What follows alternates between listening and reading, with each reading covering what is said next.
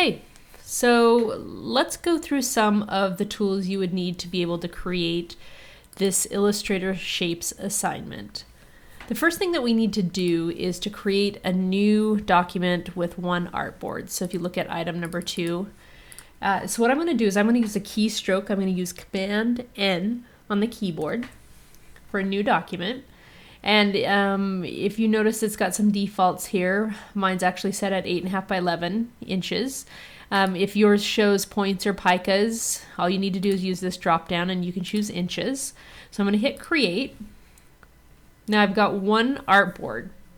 The first thing that I'm going to do is I'm going to create a rectangle. Now it asks for a 1 3/4 inch rectangle square with a fill of black and a stroke of none. So the first thing we need to do is to create our rectangle. Now I can get the rectangle tool, which is right here on your toolbar. If I select that and then I click and drag on my artboard, it will create a box. Now this box is not the exact size that's being asked for. Now if I want to modify it, I can grab these handles here, but right now I still have my rectangle tool, and so if I tried to click and drag, it's just going to create another rectangle. Now with that selected, I can hit delete on the keyboard and it'll delete that rectangle. So what I have to do is I have to get my regular selection tool, which is the black arrow tool.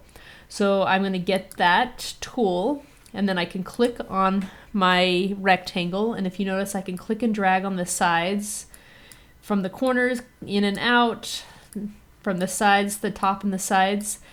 But that's not very exact, and we want an exact size. So if you have it selected, what you can do is you can click on the transform hyperlink up here, or yours may actually be showing in your toolbar up here. But I can click on there and it gives me my width and my height of my rectangle.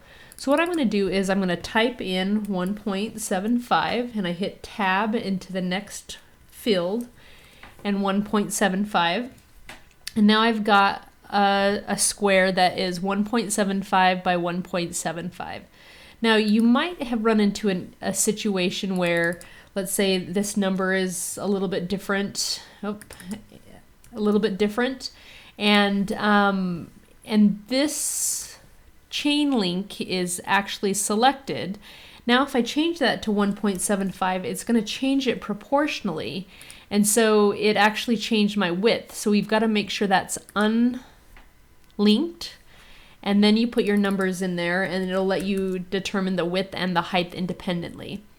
Now there's one other method that you can use to get an exact size from the very beginning. So I can go back to my rectangle tool, and if I click once on my palette, it's going to give me a dialog box that allows me to select the size. So I'm going to put 1.75 by 1.75, and now I've got a rectangle that is the size that I need it to be. Now the next thing that it wants me to do is to fill it with black and have a stroke of none. So what I'm going to do is I'm going to actually just delete this extra one. And the default is to have a white fill and a black stroke. So if you notice over here, it's got white fill and then a black stroke. So if I select my object, my rectangle, what I can do is I can either double click here to choose a color, but I prefer to use the method up here on the upper left hand corner. So if I click on this little drop down arrow, I can choose black, and then what I do is I go here to the stroke and I can choose this red slash, and that's going to make it none. So now I've got my rectangle shape.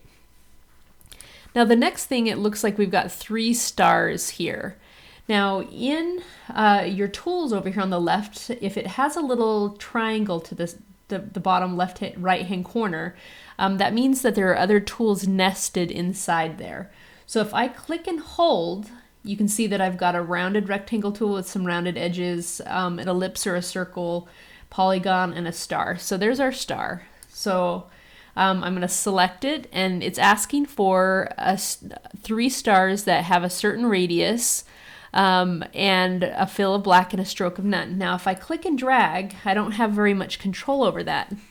But if you remember, If we have it selected and we just click on our palette, it's going to give us a dialog box that allows us to make those changes.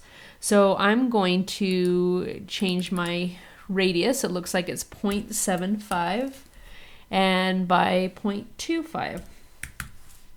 And then the default is a 5-point star. So now I've got 1 star. Now I can copy that. I can either go through the same method of creating a star, or I can copy it and I can paste it. So I can go under Edit, Copy, or Command C on the keyboard, and then Edit, Paste, or Command V, or Control V if you're on a PC, and paste, and so it gives me a second star. Now you can do that, but there's a quick way to make copies of objects on your artboard that is the method that I prefer. There is a modifier key, and it is the Option key or the Alt key if you're on a PC. So if I have something selected, and if you notice I hold that Option key down, it makes my arrow a double arrow there, which means it's going to duplicate that.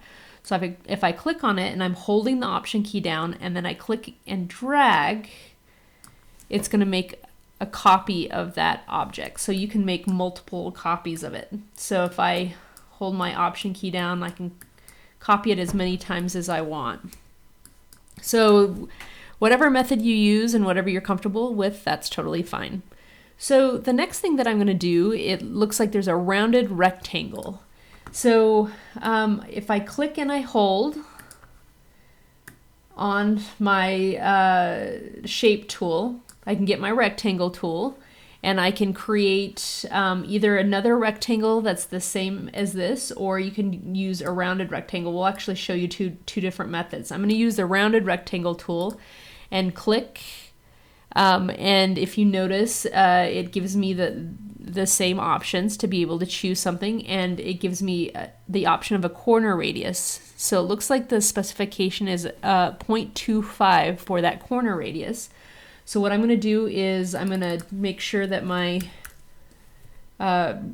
width and height are correct, and then I'm going to put 0.25, and now I've got a rounded rectangle tool.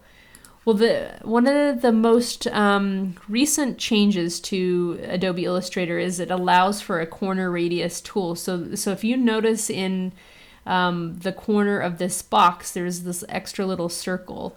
Now, and if you select this rectangle over here, you'll notice it as well. So if you realize that this is the exact same size as this, I'm going to actually delete this and I'm going to copy it. I'm going to hold the Option key and drag it over here. Now, if I click and drag in, you'll notice it'll start to round those corners. So I could actually go all the way into a circle if I would like. Now, this way is kind of arbitrary. You can click and drag, and we don't know that it's the exact corner radius that we need. But if you notice up here in our top toolbar, it's got the corner radius, and you can notice it's got a measurement there. So I can either use up and down arrows, or I can type it in there, and then I can choose that radius. Now, the next thing that it's asking for is for it to be filled with white and have a stroke that is black with a 3-point weight to it. So what I'm going to do is, with it selected, I can go over here and I can either choose white here and a stroke that's black, or I'm going to just hit Command Z on the keyboard and go back 2 steps. Another way I can do it is over here. If you notice there's a little arrow, double arrow, I can click on that and I can swap between those 2 colors. So now I've got my black outline, and I can double click there and I can choose white by dragging it all the way in this upper left-hand corner. The next thing that we need is for it to be a 3-point stroke, so it has the same weight as the illustration above. So if you notice next to the stroke color, I can change the weight of my stroke. So I can go up to 3-point stroke. Now it looks like number 4 on the list is to create some small circles, and we want to fill them so it kind of creates a die type shape here. So the circles are supposed to be 0.25 inches, and then it has a certain amount of spacing, which is a 1/2 inch apart. And so what I'm going to do is I'm going to actually go over to my shape tool and select the ellipse. And I'm going to click once on my keyboard or on my artboard, and I'm going to type in 0.25 by 0.25 so it creates a perfect circle. Now right now it's remembering my last settings here, so what I'm going to do is I'm going to go up here and make it black and change it to no stroke. So now I've got this shape, and I'm going to actually hit Command plus on the keyboard and then hold the space bar down, and it'll give me a little hand here so I can move around my palette or my artboard. Now I can select this and I can choose to either copy and paste it, Command C, Command V, but that doesn't make it exactly a ½ an inch apart.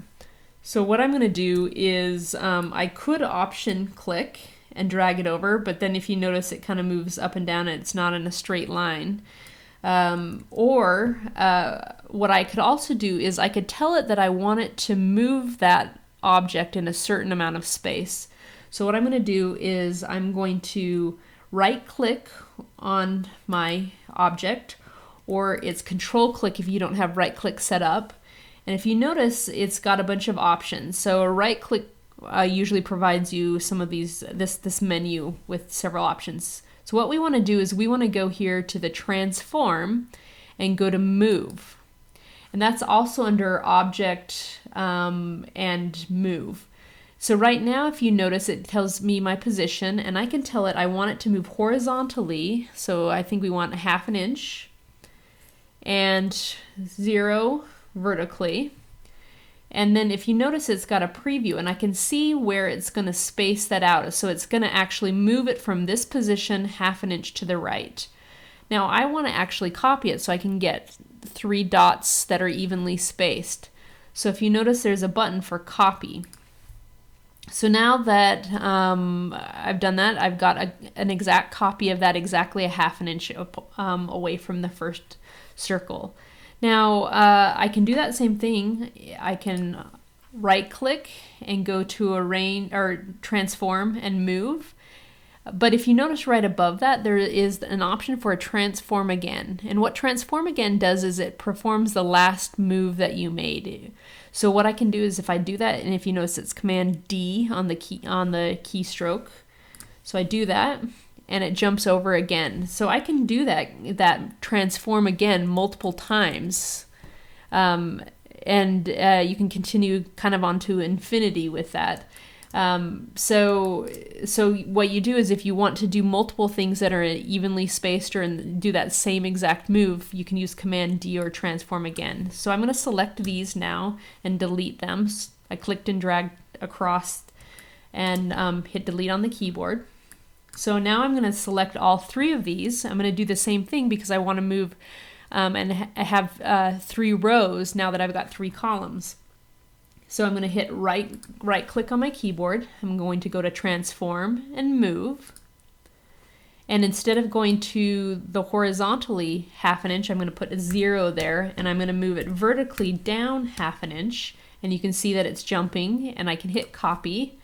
And then I'm going to hit Command D on the keyboard, and now I've got all of my circles. So the next thing I want to do is I want to move these so they're up in this space. Now you may have smart guides on your settings, and so actually I'll turn mine back on. So if I go to View, Smart Guides, and what smart guides will do are they'll help you get things aligned, so it can help you get that right in the center there. Now if you don't want to use that or you don't have the smart guides, what I can do is I can actually center all of these objects in relationship to each other. The one thing I've got to do now is these objects right now are actually separate from each other. And so what I want to do is I want to actually select all of these things and group them together so they become like one object. So the way that I would group them is I can, again, right click, and if you notice there's group, or you can hit Command G on the keyboard, or it's under Object Group. So now this is one object. So if I click to the side and I move around, it's just one object. So now that I've got that set up, what I can do is I can select this and the background shape, and I can align them vertically and horizontally together. So if you notice up here with them selected, these options change. So the second one over will horizontally align it, and then this one will vertically align it. It looks like I had the Smart Guides had it already in the center, but we'll just move it to the side so you can see how it works. So we've got that selected. Okay, so horizontally and vertically. So now we've got this next shape. Okay, so what we need to do next is we need to create this dancing star. Now, what we're going to do is we're going to take one of these stars here, and we're going to use what's known as the twirl tool. And quite honestly, the times that I've used the twirl tool in my life as a professional designer is exactly 0. But it's a way for you to kind of explore some of these options that are here. So if you go over here on your tools, you'll notice there are different tools that allow you to rotate. There are tools that allow you to scale, and you can reflect or copy. And so what we want to do is we want to use the twirl tool. And let's see, you can tell how many times I've actually used it. Let's see, let's see if I can even find the twirl tool.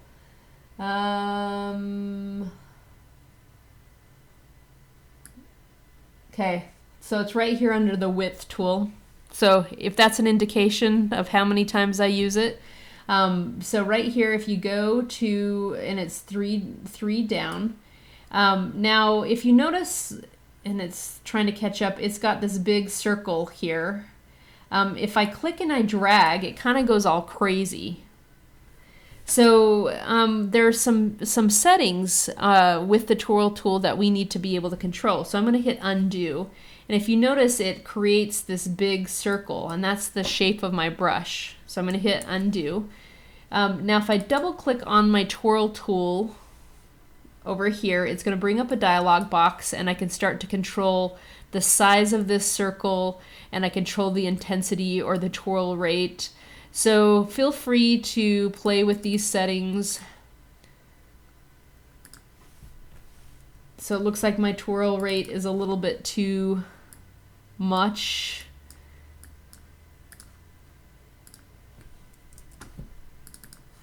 Let's see. Okay, so you want to just experiment with to see if you can affect the star with it. It doesn't have to look exactly like the sample. Again, it's just to show you that there are other tools you can explore. The next thing that we're going to do is, looks like we've got concentric circles, which is this one right here. So we're going to get our ellipse tool, and it's asking for concentric circles, one that's 0.25, one that's 1 inch, and then it looks like there's 1, 2, 3, 4 circles. So what I'm going to do is I'm going to click once, make 1.25. I'm going to change it to, looks like no fill and a black stroke. So what I can do is I can hit this double arrow. Now what I can do is I can click again, and I can make another one, and it looks like they're in 1/4 inch. Oops, I put the wrong settings in there. 1/4 inch increments. I can get my regular selection tool. Okay. Or another thing that I can do is I can copy that, and I can paste it, and I can go up here and I can change the size. So I want to go 0.75.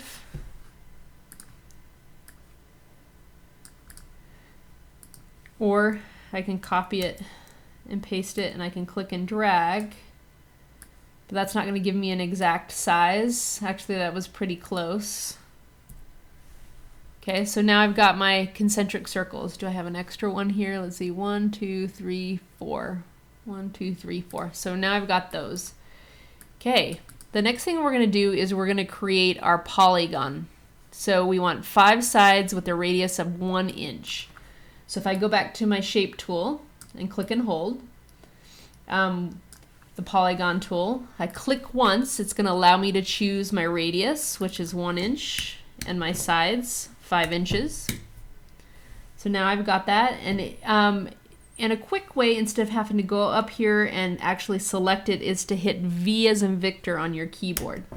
So now it's automatically swapped it to that selection tool, and I can move this here, and then it's asking for a star that's inside. Actually, I've got to make my polygon black, so I'm going to just swap that color. And then I'm going to get my star tool, and I'm going to click once, and it's asking for a 5-pointed star that has a 1 inch by 0.35 inch radius. So 1 inch, 0.35 inches, hit enter, and then I need to fill it with white. So I'm going to go up here, fill it with white. I'm going to hit escape and then V, and escape got me out of that palette, V on the keyboard, and then I can place this, and if I got my smart guides on, it'll help direct me where that needs to go. Okay, so now we've got a wavy line here. So we're going to draw a rectangle, and this is going to be a really long and skinny rectangle. So I'm going to go up here and grab my rectangle tool. I'm going to click once, and it needs to be 4 inches by 0.2 inches. And it filled with black. I'm going to hit escape to get out of that palette, V to get to my selection tool. Okay, so now it's saying to apply the twirl tool. So if you look at this wavy line right here, so I'm going to have to go back to this dang twirl tool. And if you notice, it only twirled the center of it. So what I'm going to have to do is I'm going to have to double click, and I'm going to have to make my twirl tool a lot larger. Let's see. And it's not real time showing me. So this may work. Not quite big enough yet. So again, just kind of experiment with it. Let's try 4 inches, which maybe would make sense because that's the length of my line. So we're gonna go back and okay, so that works close enough. Doesn't have to be exact. Again, it's to show you some of those options. Now what we're going to do is we're going to create a spiral. I could try and draw it, but what we're going to do is we're going to use the spiral tool. And actually it looks like I need to change the instructions because it's saying that the spiral tool is where the ellipse tool is, and I believe it's moved. I think it's where the line tool is. So if we go up here, the line segment tool, let's see if I can get it to, I don't know what's going on here. Okay, spiral tool. So I've got it selected, and if I click and drag, you can see that it creates a spiral. Now right now, if you look at it, and if I was to hit V on the keyboard and get my regular selection tool and select to the side, it's going to disappear, and that's because it doesn't have any fill or stroke attached to it. So I'm going to select it, and I'm going to go up here and add a black stroke. And then I'm going to go and I'm going to copy this guy over to this other side, and then you can rotate it. And a way you can rotate it is either get your rotate tool, or if you notice, if you go to the side here, it'll change to a double arrow and you can rotate your shape. Now, if you notice, this one right here is actually going the other direction. And so what we want to do is maybe flip that horizontally. And so the way we can do that is if we right click on it and go to transform and reflect, and it will flip that. So then I can hit OK, and I can rotate it a little bit more. So it gets to be similar to what the image looks like up here. Okay, we're getting close here. So now we've got some of these different shapes. You can click and drag and move them so they're kind of evenly spaced here. Now, I broke one of the cardinal rules of design, and that is to save and save often. If you notice, I've been working here for a little bit and I have not saved at all. And you can tell that it's not saved because it has this little star on the upper right hand corner. And so what I'm going to do is I need to make sure and save my document. One thing that you have to remember to do is always keep a native version of your Illustrator documents. That means to save it as a .ai file. Now, we ask for .pdf files or press quality PDFs to be uploaded to Canvas, but what you need to do is save it as an AI file and then save another version for you to upload. The reason that you want to do that is the .ai file is a native version and you can make changes. It's going to be more versatile and editable in the future. So what I'm going to do is I'm going to go File, Save, and then I want to name this something that I can remember. So maybe I'll call it my name and shapes, and then I'm going to save it as a .ai file. And all of these settings, you can just leave the defaults. Now I've got my document saved. And I don't want to throw that file away. And anytime I go back to make changes, I want to open up the .ai file and replace the PDF. Now we've got one last piece here, which is this checkerboard. And we can draw those individual rectangles. And I just hit Command plus on the keyboard, Command minus to back out. And I can draw them and I can click and drag to copy them. So I'm going to make one really quick, a 1/2 inch by 1/2 inch.